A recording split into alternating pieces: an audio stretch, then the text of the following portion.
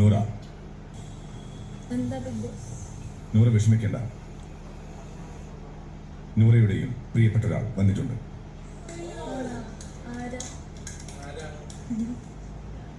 അതെല്ലാം നമുക്ക് വഴിയെ കാണാം.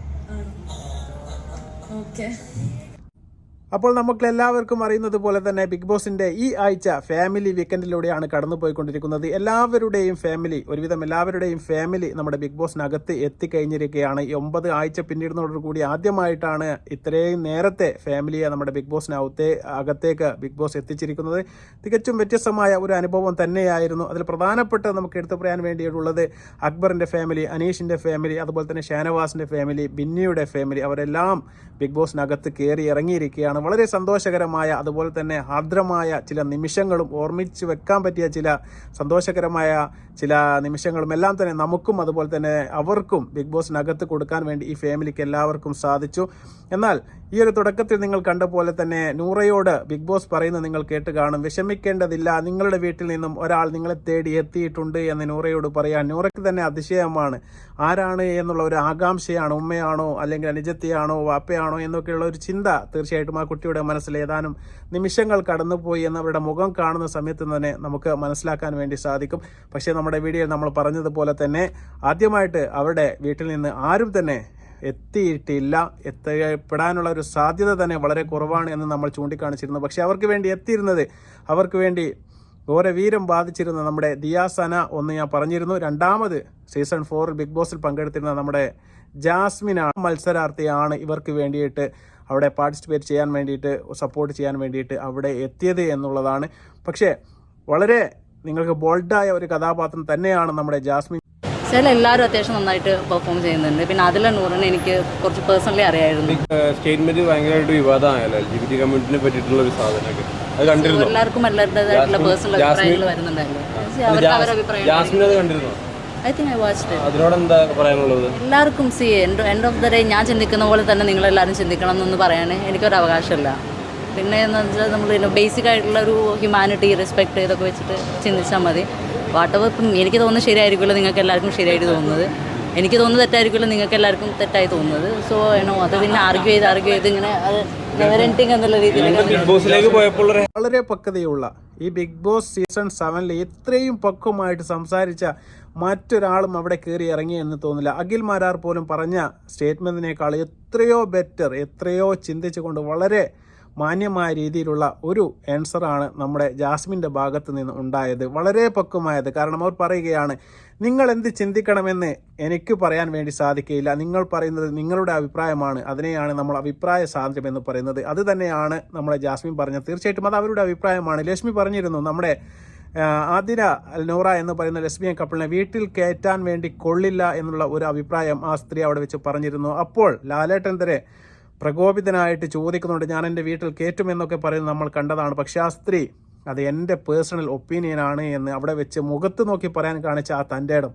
ആ ഒരു അഭിപ്രായത്തെ നമ്മുടെ ജാസ്മിൻ ജാഫർ മാനിക്കുകയാണ്. അത് അവരുടെ അഭിപ്രായമാണ്. അവർ എന്ത് ചിന്തിക്കണമെന്ന് എനിക്ക് ആഗ്രഹിക്കാൻ വേണ്ടി പറ്റില്ല എന്ന് ജാസ്മിൻ ജാഫർ നമ്മോട് പറയുകയാണ്. ഇത് തന്നെയാണ് നമുക്ക് പറയാനുള്ളത്. കേരളത്തിലെ മാധ്യമങ്ങളെല്ലാം തന്നെ ദിയാസന എന്ന് പറയുന്ന സ്ത്രീ ഇന്നലെ എല്ലാവരെയും കുറ്റപ്പെടുത്തി പറയുന്നത് കണ്ടു. നമ്മൾ അങ്ങനെയാണ്, ഇങ്ങനെയാണ്, അവരങ്ങനെ ജീവിക്കുന്നതിനുള്ള പ്രശ്നം കൊണ്ടാണ്, അവരുടെ ജീവിതം വലിച്ചിട്ട് കീറാനാണ് ആൾക്കാർ കാത്തിരിക്കുന്നത്, അവർ തമ്മിൽ പിരിയണം, അതൊക്കെ പറയുന്നത് നമ്മൾ കണ്ടതാണ്. പക്ഷേ അങ്ങനെ ഒന്നുമല്ല ജാസ്മിൻ ജാഫർ പറഞ്ഞത് എന്നുള്ളതാണ്.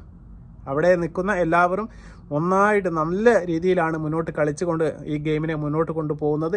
അവരവരുടെ അഭിപ്രായങ്ങൾ പറയാനുള്ള സ്വാതന്ത്ര്യം നമ്മുടെ ഈ രാജ്യത്ത് എല്ലാവർക്കുമുണ്ട്. അതിപ്പോൾ ലെസ്ബിയൻ കപ്പിളിനെ കുറിച്ചായാലും ഇനിയിപ്പോൾ ഷാനവാസിനെ കുറിച്ചായാലും അക്ബറിനെ കുറിച്ചായാലും എല്ലാം നമുക്ക് എല്ലാവർക്കും അഭിപ്രായം പറയാം. അത് അവരെന്ത് പറയണമെന്ന് നമുക്ക് തീരുമാനിക്കാൻ വേണ്ടി പറ്റില്ല എന്നാണ് ജാസ്മിൻ പറഞ്ഞത്. വളരെ വളരെ കയ്യടി അർഹിക്കുന്ന വലിയൊരു പ്രസ്താവന തന്നെയാണ് ജാസ്മിൻ ജാഫർ നടത്തിയത്. അതിൽ തീർച്ചയായിട്ടും നമ്മൾ അഭിനന്ദനം അർഹിക്കുന്നത് തന്നെയാണ് എന്ന് ഓർമ്മപ്പെടുത്തുകയാണ്. പക്ഷേ ബിഗ് ബോസിനകത്ത് വെച്ചിട്ട് ഈ ആദില നൂറയോട് നമ്മുടെ അക്ബർ പറഞ്ഞ ഒരു പരാമർശം ഇപ്പോൾ വീണ്ടും ചർച്ചയായിരിക്കുകയാണ്. വീട്ടിൽ നിന്ന് ആര് വരും എന്നൊരു ചർച്ച വന്നപ്പോൾ ദിയാസന വരുമെന്ന് പറഞ്ഞുകൊണ്ട് ആദിലയെ നമ്മുടെ അക്ബർ മക്കാറാക്കുന്ന ഒരു പ്രസ്താവന, നമുക്കതൊന്ന് കാണാം. എന്റെ ആഗ്രഹം എന്റെ ഉമ്മയും ഷെറീനും ലാസ്റ്റ് വന്നാ മതി. ഇനി അടുത്ത ആദിലയുടെ ദിയാസന വരട്ടെ.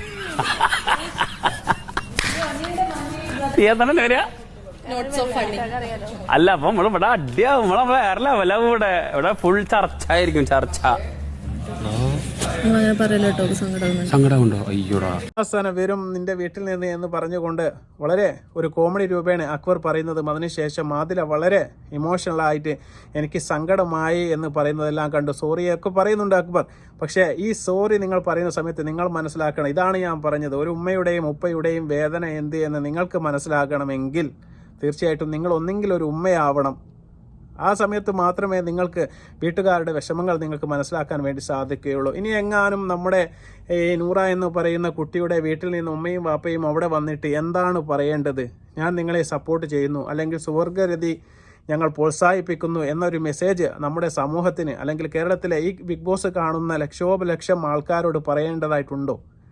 അവർക്കൊരിക്കലും അങ്ങനെ സപ്പോർട്ട് ചെയ്യാൻ വേണ്ടി സാധിക്കില്ല. ഒരു മക്കളുടെ ജീവിതം എന്ന് പറയുന്നത് തീർച്ചയായിട്ടും ഒരു ദാമ്പത്യ ജീവിതത്തിലൂടെ അവർക്കുണ്ടാകുന്ന മക്കളെയും അവരുടെ മക്കളെയും കാണാനും അവർ കുടുംബമായിട്ട് ജീവിക്കുന്നത് കാണാനും എല്ലാം ആയിരിക്കും ഒരു ഉമ്മ അല്ലെങ്കിൽ ഒരു ഉപ്പ എന്ന് പറയുന്ന ഒരു ഫാമിലി, അല്ലെങ്കിൽ ഒരു അച്ഛൻ ഒരു അമ്മ എന്ന് പറയുന്ന ഫാമിലി. തീർച്ചയായിട്ടും അതായിരിക്കും അവർ ആഗ്രഹിക്കുക. അല്ലാതെ സ്വർഗരതിക്കാരായ ഒരാണും അല്ലെങ്കിൽ ഒരു പെണ്ണും കല്യാണം കഴിച്ച് ജീവിക്കുന്നത് കാണാനോ അവരെ അംഗീകരിക്കാനോ ഇന്ന് കേരളത്തിലെ ഒരു കുടുംബത്തിനും സാധിക്കുകയില്ല. അവർ ഓർത്തഡോക്സ് ഫാമിലിയാണ് മറ്റേതാണ് എന്നൊക്കെ പറഞ്ഞ് അവരെ മാറ്റി നിർത്തിയതുകൊണ്ട് യാതൊരു കാര്യവുമില്ല. അവർക്ക് ജീവിക്കേണ്ടത് സമൂഹത്തിലാണ്. നിങ്ങളെ ബാക്കിയുള്ള അനുജത്തിമാരായാലും നിങ്ങളെ ബാക്കിയുള്ള ഫാമിലി മെമ്പേഴ്സ് എല്ലാം അവിടെ ജീവിക്കുന്നുണ്ട്. നാളെ അവരുടെ ജീവിതത്തിലും അവർ ഇങ്ങനെയൊക്കെ പകർത്തി കഴിഞ്ഞാൽ അതൊരു വലിയ നാശത്തിലേക്ക് പോകും. അതുകൊണ്ട് തന്നെയാണ് നമ്മുടെ ആദില അല്ലെങ്കിൽ നൂറ എന്ന് പറയുന്നവരുടെ ഫാമിലിയിൽ നിന്ന്, അല്ലെങ്കിൽ ആദില ഫാമിലി ആരും വരാൻ യാതൊരു സാധ്യതയുമില്ല, നൂറ എന്ന് പറയുന്ന ഫാമിലിയിൽ നിന്ന് വരാത്തത് എന്നുള്ളതാണ്. അവർ ബിഗ് ബോസിലേക്ക് വന്നു കഴിഞ്ഞാൽ തെറ്റായ ഒരു മെസ്സേജ് നമ്മുടെ സമൂഹത്തിന് തീർച്ചയായിട്ടും കൊടുക്കേണ്ടതായിട്ട് വരും. ഇനി കുറച്ച് കാര്യങ്ങൾ കൂടി നമ്മുടെ നമ്മുടെ ജാസ്മിൻ പറഞ്ഞു വെക്കുന്നുണ്ട്, അതുകൂടി കേൾക്കും. സമയത്തായിരുന്നു ഇങ്ങനെ നമ്മൾ നൂറിൻ്റെ ഫാമിലി റൗണ്ട് നടക്കുന്നുണ്ടല്ലോ. സോ അവർ ഫാമിലി ഇപ്പോഴും കുറച്ച് എന്താ പറയുക ഒരു ബോൾനെസ് ഉള്ളതുകൊണ്ട് തന്നെയാണ് വരുന്നത്. പിന്നെ ട്രസ്റ്റ് മീ ഒരു 100 ക്യാമറ അതിനുള്ളിൽ വരുന്നുണ്ട്. ആ 100 ക്യാമറയിൽ ഒരുമിച്ച് നടക്കുന്ന ലൈവ് ഒന്നും നിങ്ങൾ കാണുന്നില്ല, ഞാനും കാണുന്നില്ല. It's very easy to manipulate things.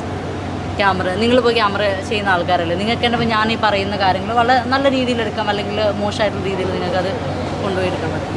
ഈ അനുമോള് നിങ്ങളുടെ സീസണിൽ ലക്ഷ്മി പ്രിയനെയാണ് എല്ലാവരും കുലശ്രീ എന്ന് പറഞ്ഞ് കളിയാക്കി, ഇപ്പോൾ അനുമോളിനെയാണ് എല്ലാവരും ആ ഒരു പേര് വിളിക്കുന്നത്. അതിനോടൊക്കെ എങ്ങനെയാണ് യോജിക്കുന്നത് ജാസ്മിൻ? അതൊക്കെ ഓരോരുത്തരുടെ പേഴ്സണൽ ഒപ്പീനിയൻ അല്ലേ. ഇപ്പോൾ ലക്ഷ്മി പേര് അങ്ങനെ പറഞ്ഞിട്ടുണ്ടെങ്കിൽ അത് ജാസ്മിൻ പറയുകയാണ്, ഞാൻ ഇവരെ സപ്പോർട്ട് ചെയ്യാൻ വേണ്ടിയിട്ട് പ്രത്യേകിച്ച് വിമാനം വിളിച്ച് വന്നതൊന്നുമല്ല, അവർ ഇപ്പോൾ ദുബായ് സെറ്റിലാണ്. പക്ഷേ എയർപോർട്ടിൽ നിന്ന സമയത്ത് അവർ ഒരു ജിമ്മിൻ്റെ ഇനോഗ്രേഷനുമായി ബന്ധപ്പെട്ടാണ് ഇവിടെ എത്തിയത്. ആ സമയത്താണ് ഇങ്ങനെ ഫാമിലി റൗണ്ട് നടക്കുന്നുണ്ട്, അതില നൂറയെ സപ്പോർട്ട് ചെയ്യാൻ വേണ്ടിയിട്ട് ആരുമില്ല, അവരുടെ കുടുംബക്കാർ പുറത്താണ്, അതുകൊണ്ട് ഒന്ന് വന്ന് പങ്കെടുക്കണമെന്ന് ഫോൺ കോൾ വന്നതിൻ്റെ അടിസ്ഥാനത്തിലാണ് അവർ വന്നത്. പ്രത്യേകിച്ച് ഒരു അജണ്ടയുമായിട്ടൊന്നും വന്നതല്ല എന്ന് ജാസ്മിൻ തന്നെ തുറന്നു പറയുകയാണ്. വളരെ വളരെ മാന്യതയോട് കൂടിയുള്ള ഒരു റെസ്പോൺസ്. ഞാൻ പറഞ്ഞതുമാതിരി ഒരുപാട് പക്വത നമ്മുടെ ജാസ്മിന് വന്നിരിക്കുന്നു എന്ന് ഇവരുടെ പ്രതികരണം കണ്ടപ്പോൾ എനിക്ക് തോന്നി, വളരെ സന്തോഷവും തോന്നി. കഴിഞ്ഞ ബിഗ് ബോസ് നടക്കുന്ന സമയത്തുള്ള അവരുടെ ആ ഒരു പ്രതികരണമൊക്കെ മാറി വളരെ ജീവിതത്തോടു കൂടി വളരെ പോസിറ്റീവായിട്ടാണ് അവർ ഇപ്പോൾ സമീപിക്കുന്നത് എന്നാണ് നമുക്ക് മനസ്സിലാക്കാൻ വേണ്ടി സാധിക്കുന്നത്. അതുപോലെ തന്നെ നമ്മുടെ നൂറയുടെയോ ആദിലയുടെയോ ഫാമിലി എന്നും മോശമായിട്ട് ഒരു വാക്ക് കൊണ്ടുപോലും നോവിക്കാൻ ആ സ്ത്രീ തയ്യാറായില്ല. തീർച്ചയായിട്ടും വളരെ നല്ലൊരു പരാമർശവും അതുപോലെ തന്നെ വളരെ നല്ല ഒരു പ്രതികരണവും ഈ ബിഗ് ബോസ് മത്സരാർത്ഥിയിൽ നിന്ന് നമ്മൾ പ്രതീക്ഷിക്കുന്നതിനേക്കാൾ കൂടുതൽ നല്ല ക്വാളിറ്റിയോടുകൂടി ഒരു പ്രതികരണമാണ് ജാസ്മിൻ നടത്തിയത്. അത് അഭിനന്ദനം അർഹിക്കുന്നത് തന്നെയാണ്. പിന്നെ ഒരിക്കൽ കൂടി ഈ നൂറ എന്ന് പറയുന്ന ആദില എന്ന് പറയുന്ന ഈ ലെസ്ബിയൻ കപ്പിളിനെ സപ്പോർട്ട് ചെയ്യാൻ വേണ്ടിയിട്ട് ചില ആൾക്കാർ തീർച്ചയായിട്ടും സമൂഹത്തിൽ ഉണ്ടാവും. അത്തരം ആൾക്കാർ നമ്മുടെയും എല്ലാ കമൻറ്റ് ബോക്സിൽ വന്ന് നമ്മോട് പറയുന്നുണ്ട്, അവരവരുടെ ജീവിതത്തിന് ഇഷ്ടപ്പെട്ട് ജീവിക്കുകയല്ലേ, എന്തിനാണ് നിങ്ങൾ അവരുടെ ജീവിതത്തിൽ കയറി അഭിപ്രായം പറയുന്നത് എന്നെല്ലാം പറയുന്നുണ്ട്. പക്ഷേ നമ്മൾ ഈ ആദില നൂറ എന്ന് പറയുന്ന കപ്പിൾസിനെ അവരുടെ ജീവിതത്തിൽ എന്തെങ്കിലും ഒരു വിള്ളൽ വരുത്താനോ അല്ലെങ്കിൽ അവരുടെ സ്നേഹം ഇല്ലാതാക്കാനോ വേണ്ടിയിട്ടല്ല നമ്മളിത് പറയുന്നത്. നമ്മുടെ വീഡിയോ കാണുന്ന ഏതെങ്കിലും ഒരു ചെറുപ്പക്കാരെത്തിയോ അല്ലെങ്കിൽ ഏതെങ്കിലും ഒരു ചെറുപ്പക്കാരനോ ഇത്തരം ഒരു ആഗ്രഹത്തിൻ്റെ പിന്നാലെ പോയിട്ട് നാളെ അവരുടെ അമ്മയ്ക്കും അവരുടെ അച്ഛനും അല്ലെങ്കിൽ അവരുടെ ഉമ്മയ്ക്കും അവരുടെ ഉപ്പയ്ക്കുമെല്ലാം ഇങ്ങനെ ഒരു ഗതി വന്നു കഴിഞ്ഞാൽ ഒരിക്കലും അവർക്കത് താങ്ങാൻ വേണ്ടി സാധിക്കുകയില്ല എന്നുള്ളത് നിങ്ങളൊരു അച്ഛനോ അല്ലെങ്കിൽ നിങ്ങളൊരു അമ്മയോ ആവുന്ന സമയത്ത് നിങ്ങൾക്ക് അതിൻ്റെ വേദന മനസ്സിലാവും. അല്ലാതെ നിങ്ങൾ ഇത്തരം കാര്യത്തെ പ്രോത്സാഹിപ്പിക്കുന്നത് എങ്ങനെയാണ് എന്ന് പറഞ്ഞാൽ നിങ്ങൾ സമൂഹത്തിൽ വളരെ സുന്ദരമായിട്ട് ഭാര്യയും ഭർത്താവും എല്ലാമായിട്ട് ജീവിക്കുന്ന ആൾക്കാരാണ്. അപ്പോൾ നിങ്ങൾക്ക് മറ്റുള്ളവരുടെ ജീവിതത്തിൽ എന്തെങ്കിലും ആയിക്കൊള്ളട്ടെ എന്ന് പറയാനുള്ള എല്ലാ സ്വാതന്ത്ര്യവും നിങ്ങൾക്കുണ്ട്. പക്ഷേ അതുകൊണ്ട് നിങ്ങൾക്കൊരു നഷ്ടവും സംഭവിക്കുന്നില്ല. അതുകൊണ്ടാണ് നിങ്ങൾ അതിനെ പ്രോത്സാഹിപ്പിക്കുന്നത്. നിങ്ങൾക്ക് എന്തെങ്കിലും ഒരു നഷ്ടം നിങ്ങളുടെ ജീവിതത്തിലോ അല്ലെങ്കിൽ നിങ്ങളുടെ മക്കളുടെ ഭാഗത്ത് നിന്നോ നിങ്ങൾക്ക് ഉണ്ടാകുന്ന സമയത്ത് മാത്രമേ നിങ്ങൾക്ക് അതിൻ്റെ ഒരു വില എന്ത് എന്ന് മനസ്സിലാക്കാൻ വേണ്ടി സാധിക്കുകയുള്ളൂ. അത്തരമൊരു സാഹചര്യത്തിലൂടെയാണ് നമ്മുടെ നൂറയുടെയും അതിലൂടെയും എല്ലാം ഫാമിലി കടന്നു പോയിക്കൊണ്ടിരിക്കുന്നത്. ഒരുപാട് ചോദ്യങ്ങളും അതുപോലെ തന്നെ പരിഹാസങ്ങളും എല്ലാം അവർക്ക് സമൂഹത്തിൽ നിന്നും അതുപോലെ തന്നെ കുടുംബക്കാരിൽ നിന്നും സ്വന്തം മക്കളിൽ നിന്ന് പോലും നേരിടേണ്ടതായിട്ട് വരും.